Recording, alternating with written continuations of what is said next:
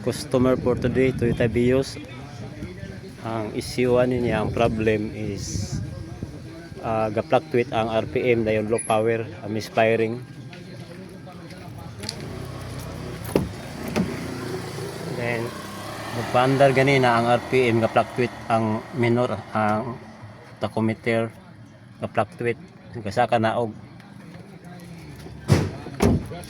Upon checking, nakita namo nga ignition coil ang problema. So nagpalit pa si sir og ignition coil. Umabot na ron atong videohan ang pagpaandar nga naulian na. Dahil sa spark plug pod palitan po sir bago sa kluban na sa para di mahulugan og mga gagmay nga bolt.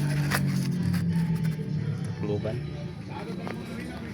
Then basing ani nga trabaho, fuel system, gasolina, so gaandami og para extinguisher daan. In kaso na dilaab kanon dayon sulbad dayon. Gipatay o nagpagamatay. Kaya mga tao may gala ng mga namatay, especially engineer may gala ng direktor, district engineer, private engineer.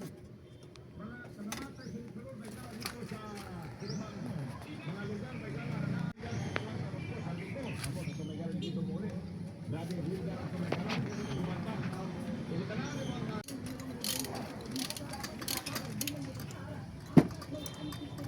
Pila ang coil sir, mapalit sir?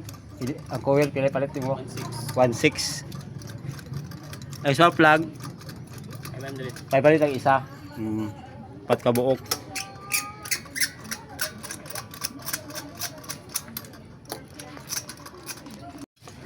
Okay.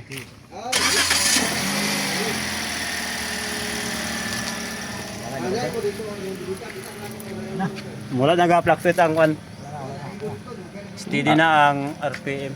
Wala naga-fluctuate.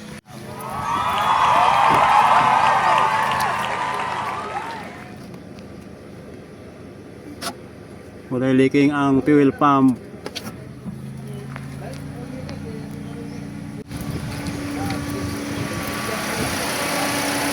Sulbad na, sulbad. Bisan off. Oil.